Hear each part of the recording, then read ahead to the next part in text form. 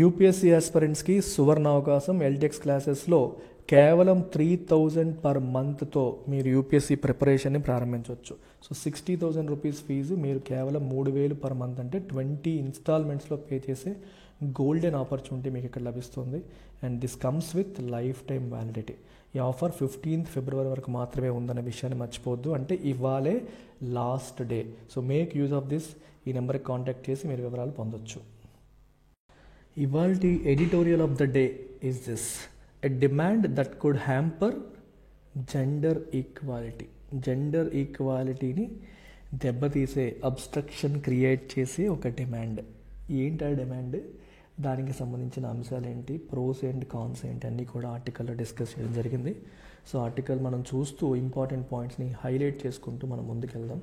So బేసికల్గా article దేని గురించి మాట్లాడుతుందంటే ఇది: the demand for paid leave for menstruation. మెన్స్ట్రువేషన్కి పెయిడ్ లీవ్ కావాలి అనే డిమాండ్ నడుస్తుంది. ఈ డిమాండ్ వల్ల జెండర్ ఈక్వాలిటీ ఎన్హాన్స్ అవ్వడం కాదు, చివరికి జెండర్ ఈక్వాలిటీ అండర్మైన్ అయ్యే అవకాశం ఉంది.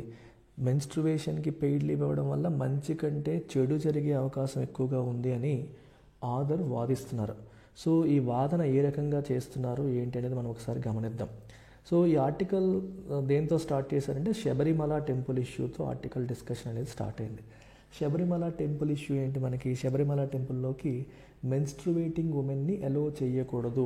They were deemed unfit to enter a temple during.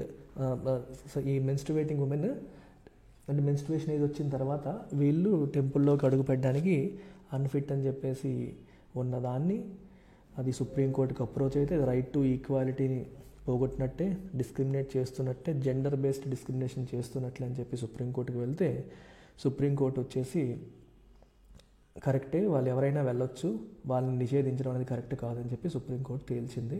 Right to equality అనే ఫండమెంటల్ రైట్ వైలేట్ అవ్వకూడదని చెప్పింది. సో ఆ టైంలోనే దేశవ్యాప్తంగా మెన్స్ట్రువేషన్ అనేది ఒక డిసీజ్ కాదు, ఒక న్యాచురల్ ఫినామిన్ అన్నది అని మొత్తం ప్రజలందరూ కూడా మాట్లాడుకోవడం జరిగింది. సో మెన్స్ట్రువేషన్ అనేది ఏదో తప్పు, అదేదో పెద్ద పాపం, ఆ టైంలో వాళ్ళని దూరం పెట్టాలి, ఆ టైంలో వాళ్ళు దూరంగా ఉండాలి, ఈ రకమైన ఆలోచన ధోరణి అనేది కరెక్ట్ కాదు, అసలు జబ్బు కాదు, ఒక న్యాచురల్ ఫినామిన్ అనేది అని మొత్తం దేశవ్యాప్తంగా దాని గురించి చర్చ జరిగింది. ఓకేనా. సో ఇది మనకేంటంటే ఉమెన్ పట్ల, మెన్స్ట్రువేషన్ పట్ల ఒక రకమైన డిస్క్రిమినేటరీ ప్రాక్టీసెస్ ఏవైతే నడుస్తున్నాయో వాటిని ఎలిమినేట్ చేయడం కోసం ఈ కేసు అనేది ఉపయోగపడిందని మనం చెప్పొచ్చు. There is a long struggle to eliminate discriminatory practices related to menstruation and to promote gender equality. Unfortunately so Sabarimala case ఉమెన్ని జెండర్ ఈక్వాలిటీని ఎన్హాన్స్ చేసింది, కానీ అదే టైంలో మెన్స్ట్రువేటింగ్ పీరియడ్ కోసం మెన్స్ట్రువేషన్ పీరియడ్కి పెయిడ్ లీవ్ కావాలనే డిమాండ్ అనేది ప్రజెంట్ నడుస్తుంది. ఈ డిమాండ్ అనేది ఒప్పుకుంటే మాత్రం చివరికి జెండర్ ఈక్వాలిటీ పోతుంది, రివర్స్ అవుతుందని చెప్పేసి ఒక ఉమెనే చెప్తున్నారు. ఎందుకు అలా అన్నారనేది మనం ఒకసారి గమనిద్దాం. ఆర్టికల్లో ఏ ఏ అంశాలని పరిగణలోకి తీసుకున్నారు ఏంటి అనేది ఒకసారి మనం చూద్దాం. సో ఇక్కడ ఏమంటుందంటే మెన్స్ట్రువల్ సైకిల్స్ అనేవి డెఫినెట్లీ ఛాలెంజింగ్, కొంతమందికి చాలా డెబిలిటేటింగ్ కూడా, చాలా నీరసం అయిపోతారు, అదే నడవలేరు, వీక్ అయిపోతారు. కానీ but to collectively label all those belonging to a gender without considering the potential adverse effects is trivialising the women empowerment moment.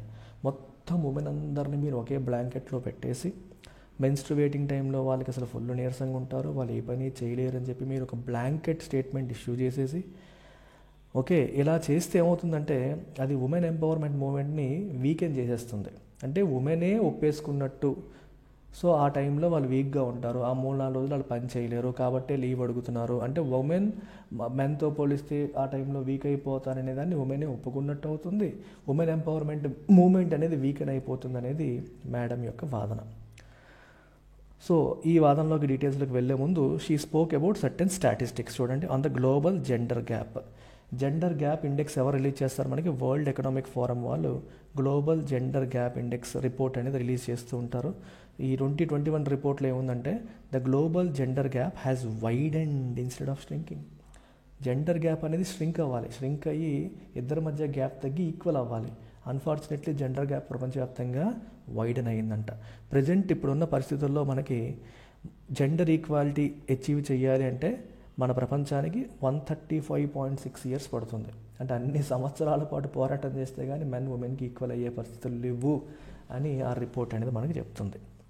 అలాగే మీరు ఒక రకంగా అసలు ఈ ఇన్ఈక్వాలిటీ ఎలా ఉందనేది మీరు ఒకసారి గమనిస్తే వర్క్ ఫోర్స్ లెవెల్లో మీరు చూస్తే a woman earns 84 cents for every $1 that a man makes. అంటే మనిషి 100 రూపాయలు సంపాదిస్తే మగవాడు 100 రూపాయలు సంపాదిస్తే ఆడది 84 రూపీస్ మాత్రమే సంపాదించగలుగుతుంది. అంటే డిస్క్రిమినేషన్ అనేది అక్కడ పేలో డిస్క్రిమినేషన్ ఉందని మనకు కనిపిస్తుంది.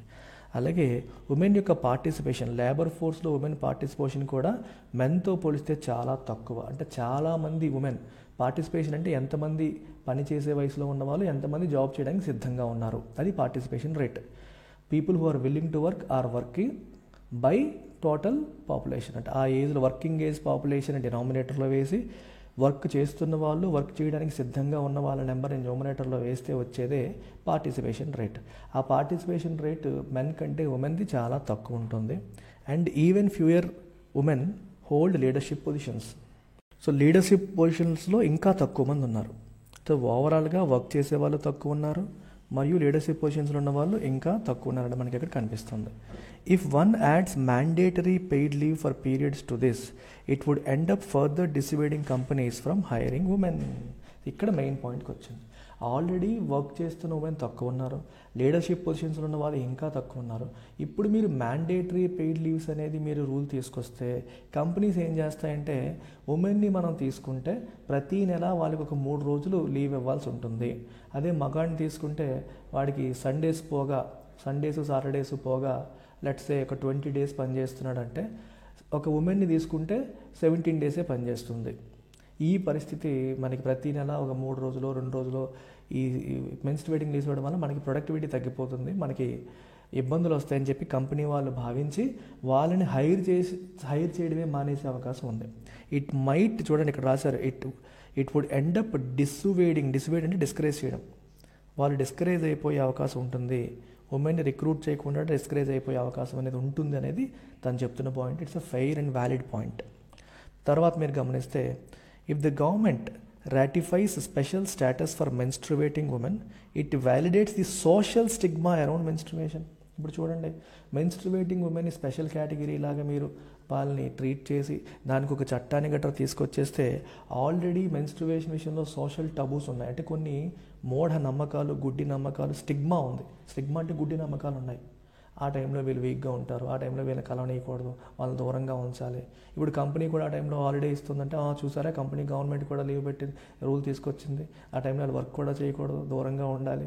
ఇట్లాంటి స్టిగ్మాని ఇంకా వ్యాలిడేట్ చేసినట్టుగా అయిపోతుంది అని కూడా ఆథర్ చెప్తున్నారు.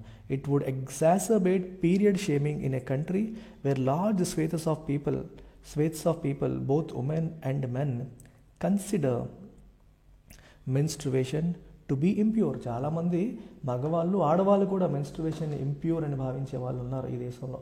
సో వాళ్ళ మాటే నిజమయ్యేటట్టు అయిపోతుంది. సో మెజారిటీ అందరూ అటువైపు అలాంటి ఆలోచనతో ఉన్న వాళ్ళే కాబట్టి ఈ పీరియడ్ షేమింగ్ అనేది ఇంకా ఎగ్జాసర్బేట్ అంటే ఇంకా వర్సన్ అవుతుంది.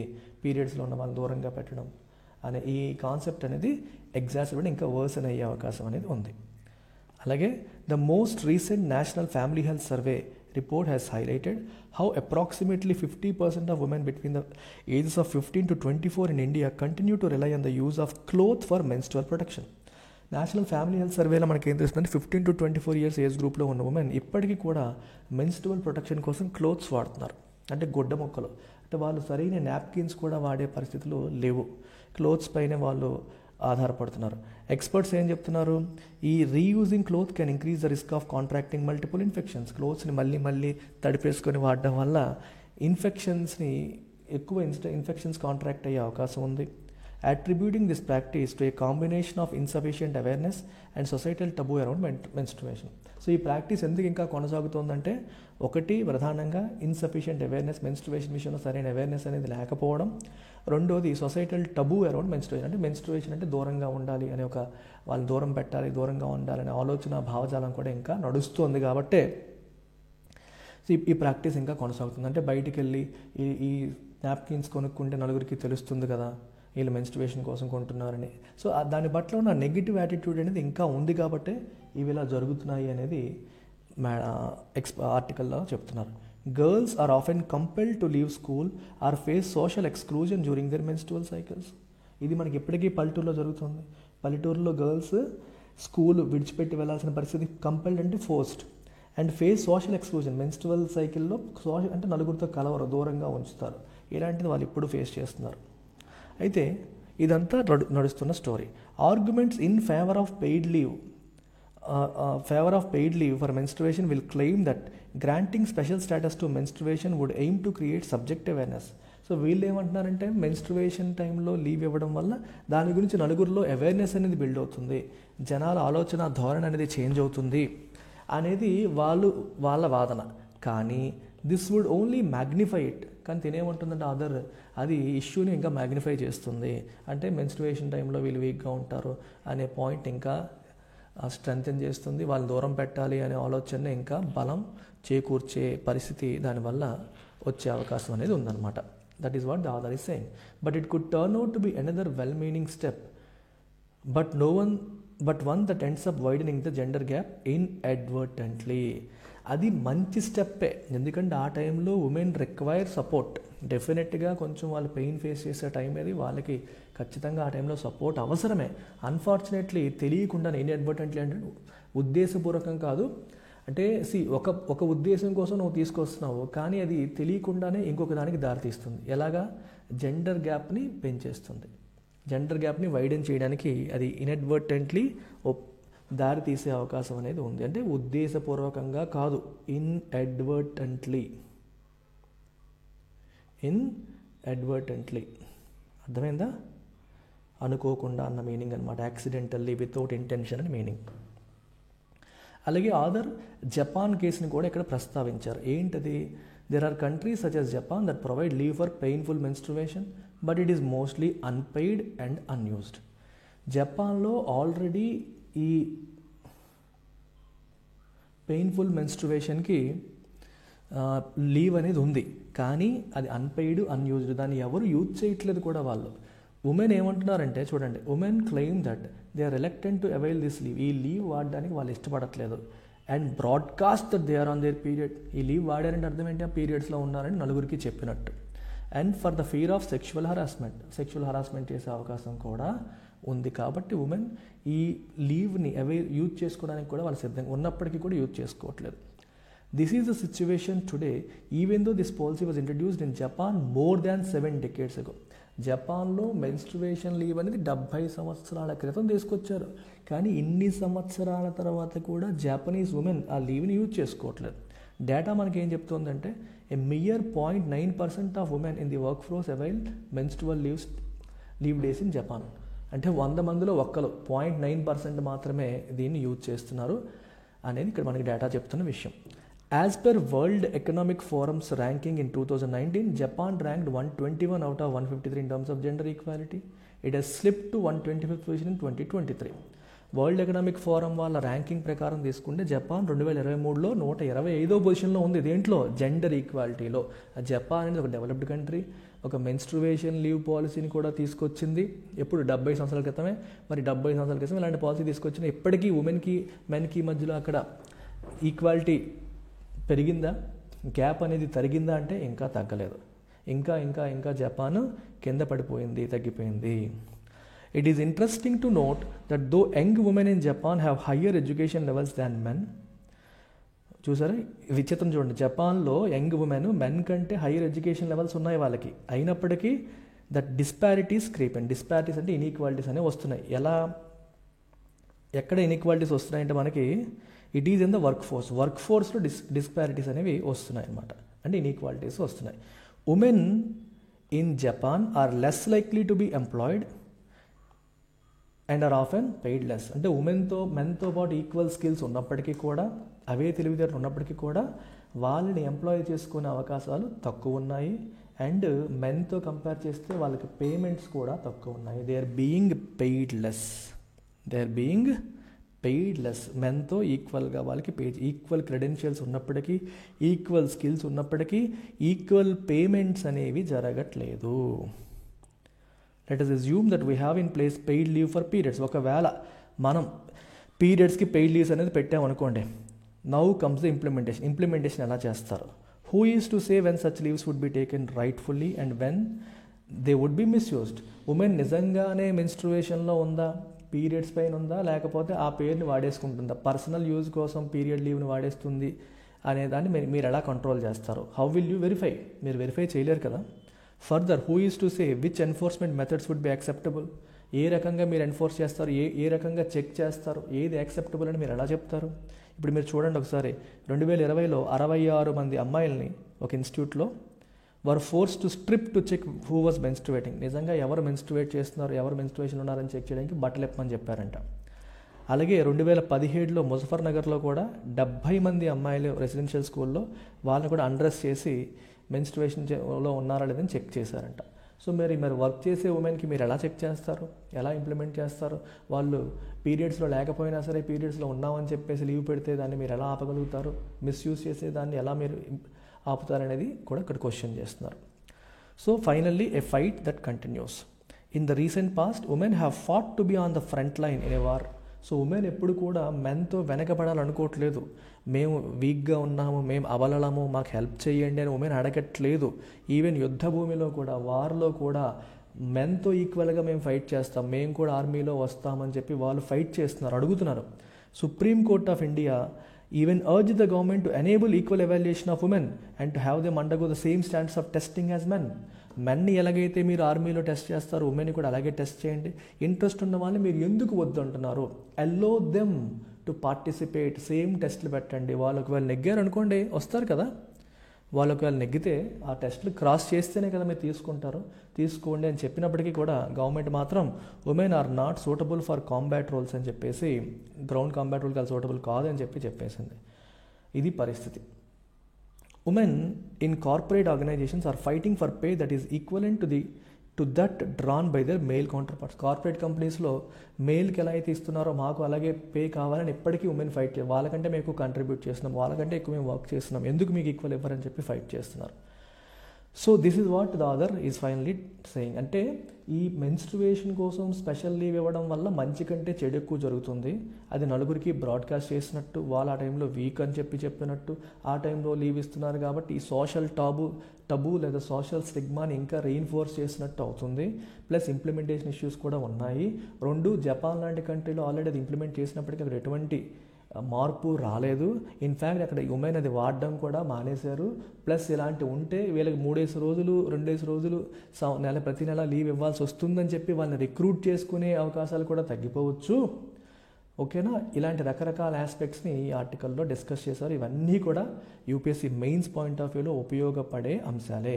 సో ఫైనల్గా కన్క్లూజన్ ఏంటి అంటే చూడండి, ఇక్కడ తను ఏముంటుందంటే we have to recognise the diverse nature of menstrual experiences.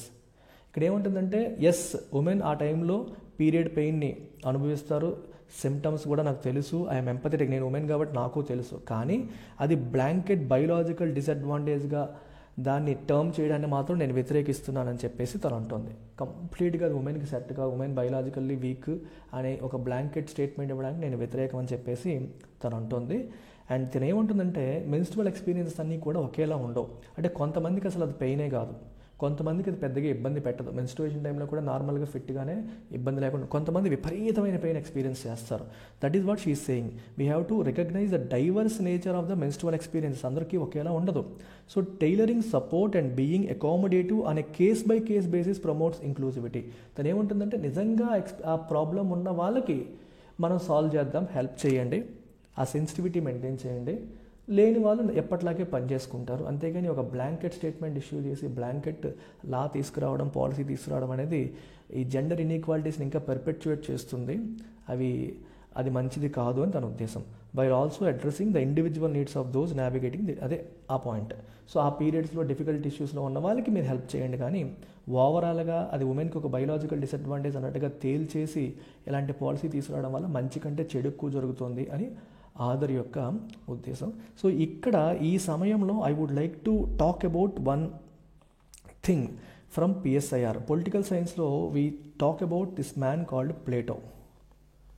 So Plato gave the concept of philosopher king. Philosopher king అనే కాన్సెప్ట్ తీసుకొచ్చారు. అంటే అర్థం ఏంటి? దేశంలో ఎవరు రాజుగా ఉండాలంటే ఎవరైతే నాలెడ్జబులో, ఎవరైతే philosopher, one who knows how to rule, రాజనీతి శాస్త్రంపైన అన్నిటిపైన కంప్లీట్ అవగాహన ఉన్న వాళ్ళనే మనం కింగ్స్గా తీసుకోవాలి. దానికి ఒక ఒక డీప్ ఎడ్యుకేషనల్ సిస్టమ్ ఆయన ప్రపోజ్ చేశారు. అదంతా ఎవరైతే క్రాస్ చేసి వస్తారో వాళ్ళని తీసుకోవాలని. గుడ్ థింగ్ ఏంటంటే ఆ రోజుల్లో అంటే 400 BC ఆ టైంలోనే ప్లేటో డిడ్ నాట్ డిఫరెన్షియేట్. ఆయన ఉమెన్ని డిఫరెన్షియేట్ చేయలేదు అక్కడ. ఫిలాసఫర్ కింగ్ అంటే మగవాళ్ళే అని కాదు, it includes women also. He didn't differentiate or discriminate. అంటే మెన్తో పాటు ఈక్వల్గా ఉమెన్కి కూడా ఎడ్యుకేషన్లో ఆపర్చునిటీస్ ఉండాలి. వాళ్ళని వాళ్ళు ప్రూవ్ చేసుకుంటే even women can be the king, leader అని అర్థం, రాజ్యాధినేత అవ్వచ్చు అని చెప్పారు. అయితే ప్లేటో అలా చెప్పడానికి గల ప్రధాన కారణం ఏంటి అంటే పాపులేషన్లో మనకి ఒక 50% మగవాళ్ళు ఉంటే 50% ఆడవాళ్ళు, కొంచెం అటు ఇటుగా ఉండొచ్చు. ఇప్పుడు బై రెస్ట్రిక్టింగ్, ఇప్పుడు కింగ్ అనేవాడు ఓన్లీ మగవాళ్ళ నుంచే అవ్వాలి అని మనం రెస్ట్రిక్ట్ చేయడం వల్ల ఈ 50% ఉమెన్లో ఉన్న ఎంతోమంది తెలివైన వాళ్ళు, గొప్పవాళ్ళు, వాళ్ళ తెలివితేటలు మనం మిస్ అయిపోతున్నాము అనేది ప్లేటో యొక్క ఉద్దేశం. అందుకని as a state we cannot afford to lose. అందులో ఎంతోమంది తెలివైన వాళ్ళు ఉండొచ్చు, వాళ్ళు మనం బ్లాంకెట్గా ముందే ఆపేసామంటే వాళ్ళని కంప్లీట్గా మనం వాళ్ళని అసలు కౌంట్ కూడా చేయట్లేదంటే వాళ్ళలో వాళ్ళ యొక్క కంట్రిబ్యూషన్ని ప్రభుత్వం మిస్ అవుతున్నట్టే, స్టేట్ మిస్ అవుతున్నట్లే అని చెప్పి ఆయన చెప్పారు. I would like to talk about one more aspect. If you look at Singapore as a country, Singapore అనేది మీరు కంట్రీగా తీసుకుంటే సింగపూర్ ఏం చేస్తుందంటే it is discouraging women to cook, discouraging cooking. ఇంట్లో వంటని డిస్కరేజ్ చేస్తుంది. వంట గ్యాస్ రేట్లు బాగా పెంచేసి, ఎలక్ట్రిసిటీ అంటే ఇంట్లో వంట చేయడానికి అనువైన వాతావరణం లేకుండా దాన్ని బాగా ఎక్స్పెన్సివ్ అఫైర్ లాగా సింగపూర్ గవర్నమెంట్ చేస్తుంది. ఎందుకో తెలుసా? ఎప్పుడైతే మనం వంట అనే కార్యక్రమాన్ని బాగా ఎక్స్పెన్సివ్ అఫైర్గా మార్చేస్తామో then women will step out, they will step out. వాళ్ళు బయటకు వచ్చి తింటారు, they will step out and eat. అది మీరు అడగొచ్చు, సార్ బయటకు వచ్చి తినడం వల్ల అడ్వాంటేజ్ ఏంటి? అసలు ఇంట్లో వండుకుంటే డబ్బులు కలిసి వస్తాయి కదా, బయటకు వచ్చి తినడం వల్ల అడ్వాంటేజ్ ఏంటి? బయటకు వచ్చి తినడం వల్ల అడ్వాంటేజ్ కాదు, ఉమెన్కి వంట అనే పని ఉండదు. ఎప్పుడైతే వంటని బాగా ఎక్స్పెన్సివ్ అఫైర్గా మార్చేస్తున్నారో వాళ్ళు ఇంక ఈ వంట చేసి డబ్బులు మిగిల్చుకొని ఇదంతా వర్కౌట్ అవ్వదు, దాని బదులు బయట తినేయడమే మనకు సుఖం అనే సిచ్యువేషన్ క్రియేట్ చేస్తే then they will enter work force. ఇంట్లో కూర్చోకుండా వాళ్ళు వర్క్ ఫోర్స్లో ఎంటర్ అవుతారు. ఎప్పుడైతే వర్క్ ఫోర్స్లో ఎంటర్ అవుతారో they will start contributing to జీడిపికి వాళ్ళు కాంట్రిబ్యూట్ చేస్తారు. సో సింగపూర్ గవర్నమెంట్ ఏం ఫీల్ అవుతుంది? జీడిపి కాంట్రిబ్యూషన్ ఓన్లీ మెన్కి రెస్ట్రిక్ట్ అయిపోతుంది, ఉమెన్ కూడా జీడిపికి కంట్రిబ్యూట్ చేస్తే మనం ఇంకా గ్రో అవుతాం కదా, ఇంకా మంచిది కదా అనే ఆలోచనతో అటువంటి పాలసీస్ని తీసుకొస్తాం సింగపూర్. అంటే ఉమెన్ని మనం చూసే విధానంలో మార్పు. You have to tap their potential, వాళ్ళకున్న ఫుల్ పొటెన్షియల్ని ట్యాప్ చేసే పాలసీని తేవాలి అనేది ఇక్కడ కనిపిస్తుంది అనమాట. సో ఈ 2 పాయింట్లు ఎందుకో చెప్పాలనిపించింది. So I just thought of, I hope you have understood all the important dimensions which are discussed in this article. Quite a useful article, GS1, GS2 అన్నిట్లోకి మనకి ఇది relevant article. Hello students, this is today's offer of the day, the Big 4 combo. So UPSC ప్రిపరేషన్లో most important role play చేసే 4 subjects history, polity, economy, geography. ఈ 4 కలిపి మీరు తీసుకుంటే, ఇండివిజువల్గా తీసుకునే వాళ్ళు 4 కలిపి తీసుకుంటే ఒక్కొక్కటి మనకి 5,000 పడుతుంది, అంటే 20,000 అవుతుంది. 4 కలిపి తీసుకుంటే you will get them at just 12,000. అంటే మీకు హ్యూజ్ డిస్కౌంట్, 40% డిస్కౌంట్ అనేది లభిస్తుంది. ఇవాళ మిడ్నైట్ లోపు ఎవరైతే పే చేస్తారో వాళ్ళకి మాత్రమే ఇది వర్తిస్తుంది. ఇది మన యాప్లో మీరు డైరెక్ట్గా పర్చేస్ చేయొచ్చు, లేదా డౌట్స్ ఉంటే ఈ నెంబర్కి కాల్ చేయొచ్చు. ఆల్రెడీ మన దగ్గర ఏదైనా సింగిల్ సబ్జెక్ట్ తీసుకున్న స్టూడెంట్స్, హిస్టరీ, పాలిటీ కానీ, ఎకానమీ, జోగ్రఫీ కానీ ఏదైనా 1-2 సబ్జెక్ట్స్ తీసుకున్న వాళ్ళు ఈ ప్లాన్కి అప్గ్రేడ్ అవ్వడం ద్వారా రిమైనింగ్ సబ్జెక్ట్స్ కూడా మీరు పొందొచ్చు. So don't miss this opportunity.